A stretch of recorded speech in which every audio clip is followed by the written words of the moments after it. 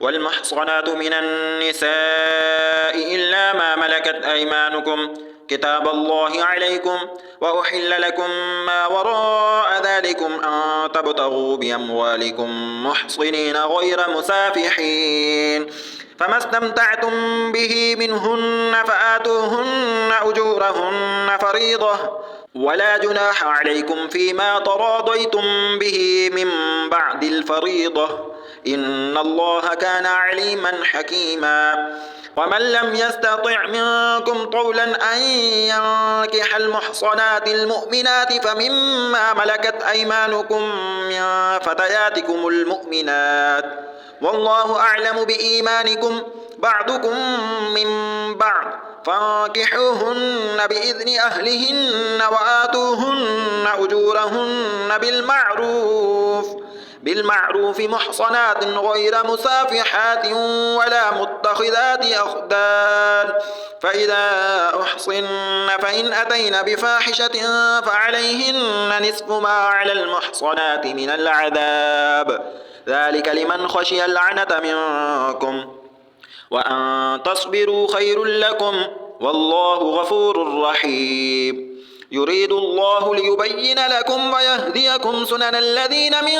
قبلكم ويتوب عليكم والله عليم حكيم والله يريد أن يتوب عليكم ويريد الذين يتبعون الشهوات أن تميلوا ميلا عظيما يريد الله أن يخفف عنكم وخلق الإنسان ضعيفا يا أيها الذين آمنوا لا تأكلوا أموالكم بينكم بالباطل إلا أن تكون تجارة عن تراض منكم ولا تقتلوا أنفسكم إن الله كان بكم رحيما ومن يفعل ذلك عدوانا وظلما فسوف نصليه نارا وكان ذلك على الله يسيرا إن تجتنبوا كبائر ما تنهون عنه نكفر عنكم سيئاتكم وندخلكم مدخلا كريما ولا تتمنوا ما فضل الله به بعضكم على بعض للرجال نصيب مما اكتسبوا وللنساء نصيب مما اكتسبن واسألوا الله من فضله إن الله كان بكل شيء عليما ولكل جعلنا موالي مما ترك الوالدان والأقربون والذين عقدت أيمانكم فآتوهم نصيبهم إن الله كان على كل شيء شهيدا الرجال قوامون على النساء بما فضل الله بعضهم على بعض وبما أنفقوا من أموالهم فالصالحات قانتات حافظات للغيب بما حفظ الله واللاتي تخافون نشوزهن فعظوهن واهجروهن في المضاجع واضربوهن فإن أطعنكم فلا تبغوا عليهن سبيلا إن الله كان عليا كبيرا وإن خفتم شقاق بينهما فابعثوا حكما من أهله وحكما من أهلها إن يريدا إصلاحا يوفق الله بينهما إن الله كان عليما خبيرا واعبدوا الله ولا تشركوا به شيئا وبالوالدين إحسانا وبذي القربى واليتامى والمساكين والجار ذي القربى والجار الجنب والصاحب بالجنب وابن السبيل وما ملكت أيمانكم إن الله لا يحب من كان مختالا فخورا الذين يبخلون ويأمرون الناس بالبخل ويكتمون ما آتاهم الله من فضله وأعتدنا للكافرين عذابا مهينا والذين ينفقون أموالهم رئاء الناس ولا يؤمنون بالله ولا باليوم الآخر ومن يكن الشيطان له قرينا فساء قرينا وماذا عليهم لو آمنوا بالله واليوم الآخر وأنفقوا مما رزقهم الله وكان الله بهم عليما. إن الله لا يظلم مثقال ذرة وإن تك حسنة يضاعفها ويؤت من لدنه أجرا عظيما. فكيف إذا جئنا من كل أمة بشهيد وجئنا بك على هؤلاء شهيدا يومئذ يود الذين كفروا وعصوا الرسول لو تسوى بهم الأرض ولا يكتمون الله حديثا. يا أيها الذين آمنوا لا تقربوا الصلاة وأنتم سكارى حتى تعلموا ما تقولون ولا جنبا إلا عابري سبيل حتى تغتسلوا وإن كنتم مرضى أو على سفر أو جاء أحد منكم من الغائط أو لامستم النساء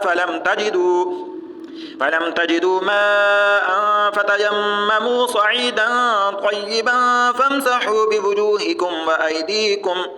إن الله كان عفوا غفورا. ألم تر إلى الذين أوتوا نصيبا من الكتاب يشترون الضلالة ويريدون أن تضلوا السبيل والله أعلم بأعدائكم وكفى بالله وليا وكفى بالله نصيرا. من الذين هادوا يحرفون الكلم عن مواضعه ويقولون سمعنا وعصينا واسمع غير مسمع وراعنا ليا بألسنتهم وطعنا في الدين ولو أنهم قالوا سمعنا وأطعنا واسمع وانظرنا لكان خيرا لهم وأقوم ولكن لعنهم الله بكفرهم فلا يؤمنون إلا قليلا. يا أيها الذين أوتوا الكتاب آمنوا بما نزلنا مصدقا لما معكم من قبل أن نطمس وجوها فنردها على أدبارها أو نلعنهم كما لعنا أصحاب السبت وكان أمر الله مفعولا. إن الله لا يغفر أن يشرك به ويغفر ما دون ذلك لمن يشاء ومن يشرك بالله فقد افترى إثما عظيما. ألم تر إلى الذين يزكون أنفسهم بل الله يزكي من يشاء ولا يظلمون فتيلا. انظر كيف يفترون على الله الكذب وكفى به إثما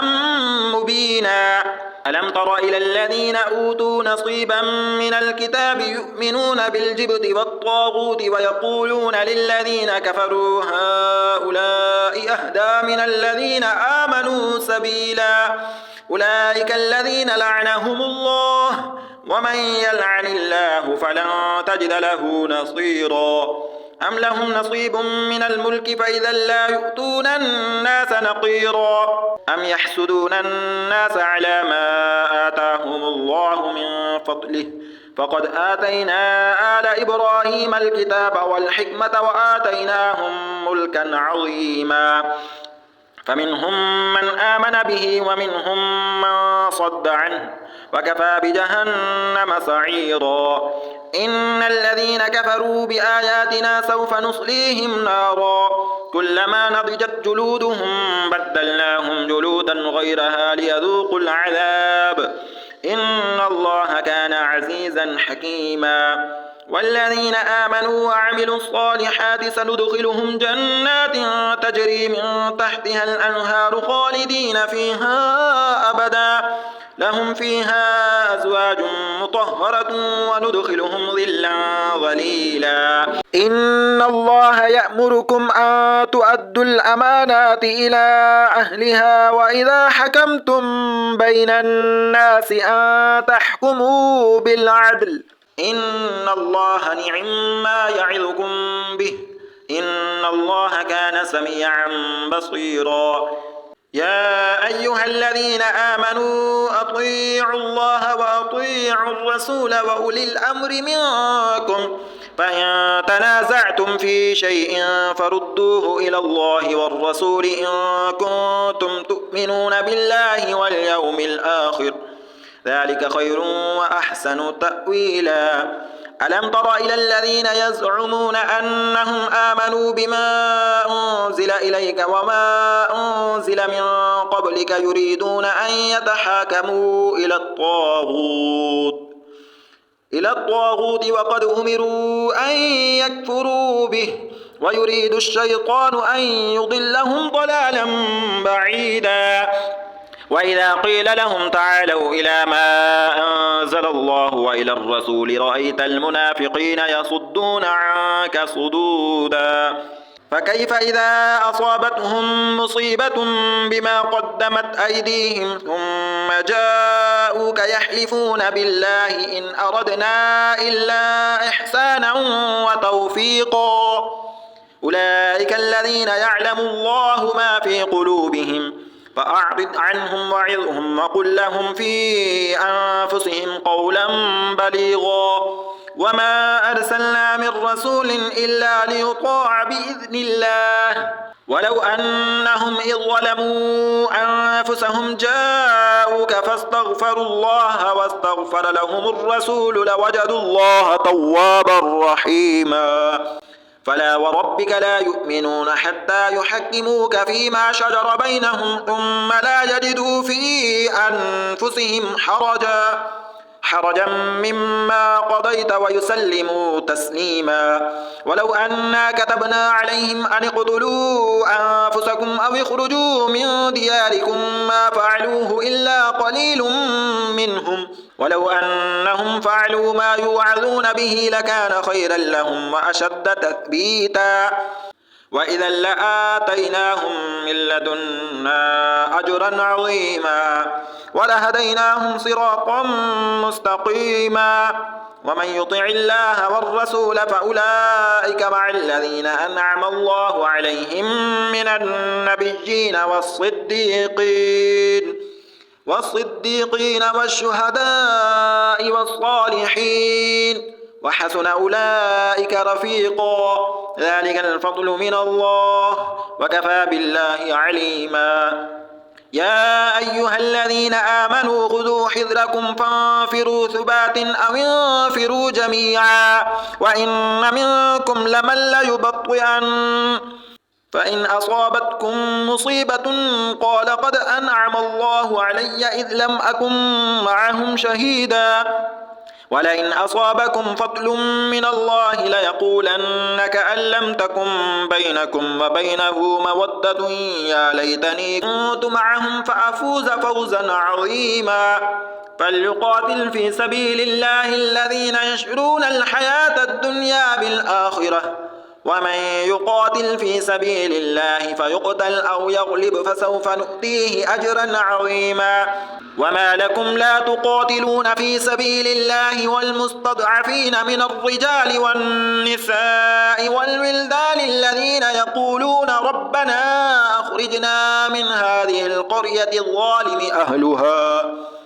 واجعل لنا من لدنك وليا واجعل لنا من لدنك نصيرا الذين آمنوا يقاتلون في سبيل الله والذين كفروا يقاتلون في سبيل الطاغوت فقاتلوا أولياء الشيطان إن كيد الشيطان كان ضعيفا ألم تر إلى الذين قيل لهم كفوا أيديكم وأقيموا الصلاة وآتوا الزكاة فلما كتب عليهم القتال إذا فريق منهم يخشون الناس كخشية الله أو أشد خشية وقالوا ربنا لم كتبت علينا القتال لولا أخرتنا إلى أجل قريب قل متاع الدنيا قليل والآخرة خير لمن اتقى ولا تظلمون فتيلا أينما تكونوا يدرككم الموت ولو كنتم في بروج مشيدة وإن تصبهم حسنة يقولوا هذه من عند الله وإن تصبهم سيئة يقولوا هذه من عندك قل كل من عند الله فما لهؤلاء القوم لا يكادون يفقهون حديثا ما أصابك من حسنة فمن الله وما أصابك من سيئة فمن نفسك وأرسلناك للناس رسولا وكفى بالله شهيدا من يطع الرسول فقد أطاع الله ومن تولى فما أرسلناك عليهم حفيظا ويقولون طاعة فإذا برزوا من عندك بيت طائفة منهم غير الذي تقول والله يكتب ما يبيتون فأعرض عنهم وتوكل على الله وكفى بالله وكيلا أفلا يتدبرون القرآن ولو كان من عند غير الله لوجدوا فيه اختلافا كثيرا وإذا جاءهم أمر من الأمن أو الخوف أذاعوا به ولو ردوه إلى الرسول وإلى أولي الأمر منهم لعلمه الذين يستنبطونه منهم ولولا فضل الله عليكم ورحمته لاتبعتم الشيطان إلا قليلا فقاتل في سبيل الله لا تكلف إلا نفسك وحرض المؤمنين عسى الله أن يكف بأس الذين كفروا والله أشد بأسا وأشد تنكيلا من يشفع شفاعة حسنة يكن له نصيب منها ومن يشفع شفاعة سيئة يكن له كفل منها وكان الله على كل شيء مقيتا وإذا حييتم بتحية فحيوا بأحسن منها أو ردوها إن الله كان على كل شيء حسيبا الله لا إله إلا هو ليجمعنكم إلى يوم القيامة لا ريب فيه ومن أصدق من الله حديثا فما لكم في المنافقين فئتين والله أركسهم بما كسبوا أتريدون أن تهدوا من أضل الله ومن يضلل الله فلن تجد له سبيلا ودوا لو تكفرون كما كفروا فتكونون سواء فلا تتخذوا منهم أولياء حتى يهاجروا في سبيل الله فإن تولوا فخذوهم وقتلوهم حيث وجدتموهم ولا تتخذوا منهم وليا ولا نصيرا إلا الذين يصلون إلى قوم بينكم وبينهم ميثاق أو جاءوكم حصلت صدورهم أن يقاتلوكم أو يقاتلوا قومهم ولو شاء الله لسلطهم عليكم فلقاتلوكم فإن اعتزلوكم فلم يقاتلوكم وألقوا إليكم السلم فما جعل الله لكم عليهم سبيلا ستجدون آخرين يريدون أن يأمنوكم ويأمنوا قومهم كلما ردوا إلى الفتنة أركسوا فيها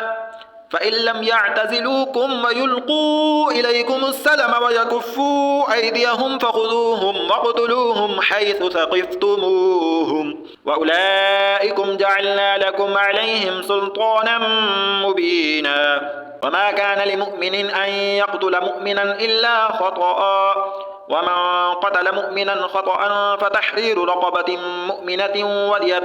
مسلمة إلى أهله إلا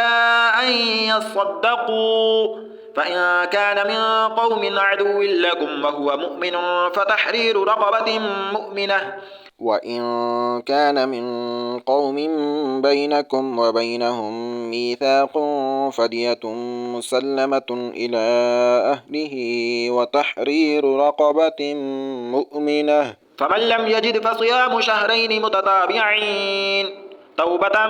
من الله وكان الله عليما حكيما ومن يقتل مؤمنا متعمدا فجزاؤه جهنم خالدا فيها وغضب الله عليه ولعنه وأعد له عذابا عظيما يا أيها الذين آمنوا إذا ضربتم في سبيل الله فتبينوا ولا تقولوا لمن ألقى إليكم السلام لست مؤمنا تبتغون عرض الحياة الدنيا فعند الله مغانم كثيرة كذلك كنتم من قبل فمن الله عليكم فتبينوا إن الله كان بما تعملون خبيرا لا يستوي القاعدون من المؤمنين غير أولي الضرر والمجاهدون في سبيل الله بأموالهم وأنفسهم فضل الله المجاهدين بأموالهم وأنفسهم على القاعدين درجة وكلا وعد الله الحسنى وفضل الله المجاهدين على القاعدين أجرا عظيما درجات منه ومغفرة ورحمة وكان الله غفورا رحيما إن الذين توفاهم الملائكة ظالمي أنفسهم قالوا فيم كنتم قالوا كنا مستضعفين في الأرض قالوا ألم تكن أرض الله واسعة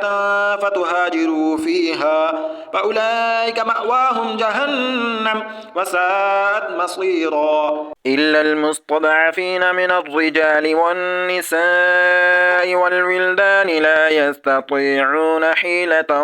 ولا يهتدون سبيلا فأولئك عسى الله أن يعفو عنهم وكان الله عفوا غفورا ومن يهاجر في سبيل الله يجد في الأرض مراغما كثيرا وسعة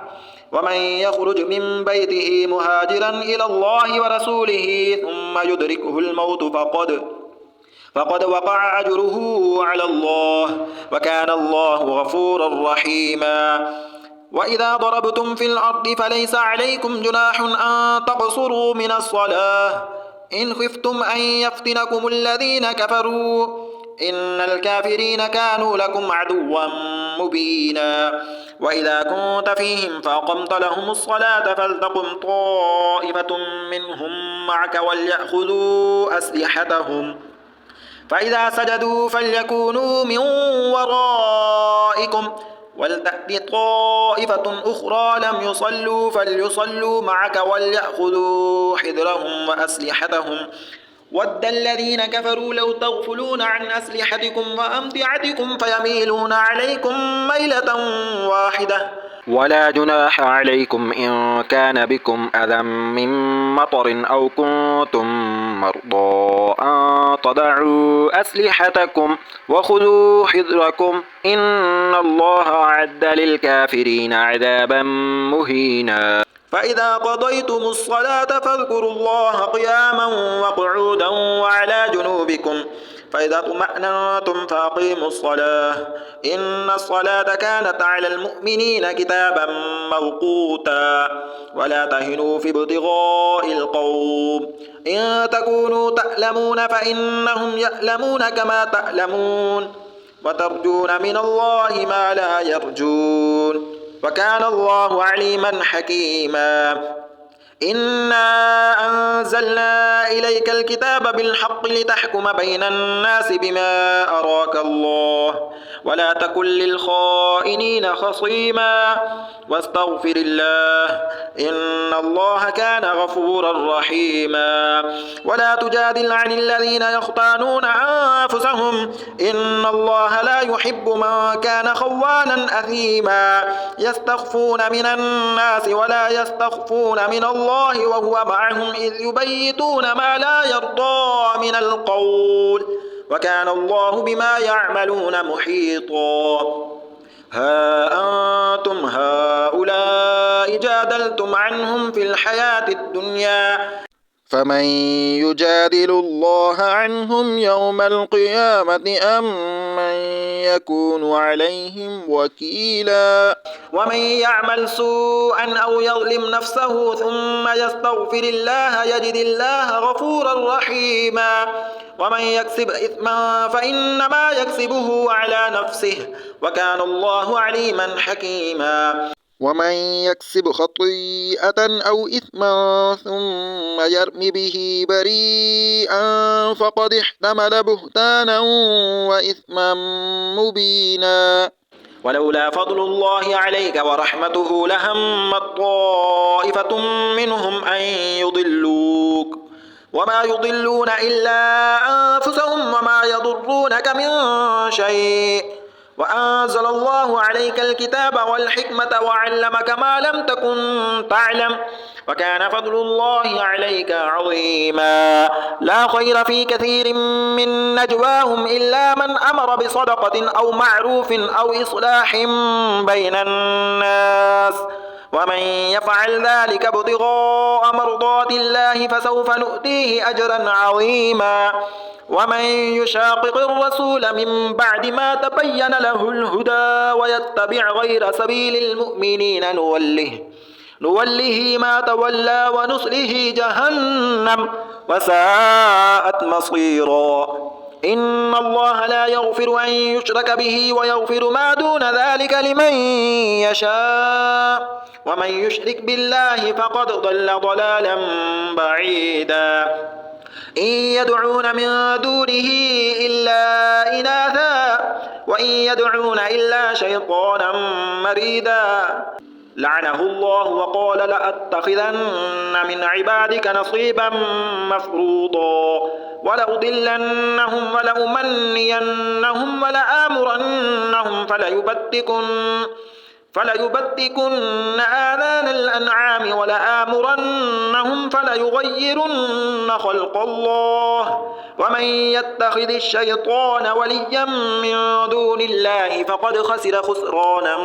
مبينا. يعدهم ويمنيهم وما يعدهم الشيطان إلا غرورا. أولئك مأواهم جهنم ولا يجدون عنها محيصا. والذين آمنوا وعملوا الصالحات سندخلهم جنات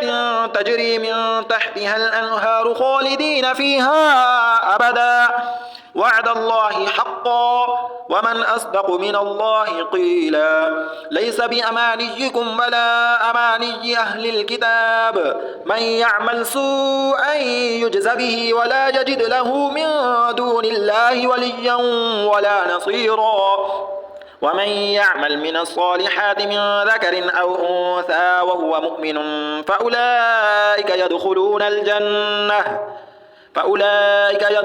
الجنة ولا يظلمون نقيرا. ومن أحسن دينا ممن أسلم وجهه لله وهو محسن واتبع ملة إبراهيم حنيفا واتخذ الله إبراهيم خليلا. ولله ما في السماوات وما في الأرض وكان الله بكل شيء محيطا. ويستفتونك في النساء قل الله يفتيكم فيهن وما يتلى عليكم في الكتاب في يتامى النساء اللاتي لا تؤتونهن ما كتب لهن وترغبون أن تنكحوهن والمستضعفين من الولدان وأن تقوموا لليتامى بالقسط وما تفعلوا من خير فإن الله كان به عليما. وإن امرأة خافت من بعدها نشوزا أو إعراضا فلا جناح عليهما أن يصلحا بينهما صلحا والصلح خير. وأحضرت الأنفس الشح وإن تحسنوا وتتقوا فإن الله كان بما تعملون خبيرا. ولن تستطيعوا أن تعدلوا بين النساء ولو حرصتم فلا تميلوا كل الميل فتذروها كالمعلقة. وإن تصلحوا وتتقوا فإن الله كان غفورا رحيما. وإن يتفرقا يغني الله كلا من سعته وكان الله واسعا حكيما. ولله ما في السماوات وما في الأرض ولقد وصينا الذين أوتوا الكتاب من قبلكم وإياكم أن اتقوا الله. وإن تكفروا فإن لله ما في السماوات وما في الأرض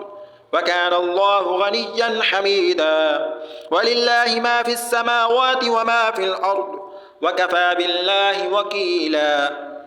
إن يشأ يذهبكم أيها الناس ويأتي بآخرين وكان الله على ذلك قديرا. من كان يريد ثواب الدنيا فعند الله ثواب الدنيا والآخرة وكان الله سميعا بصيرا.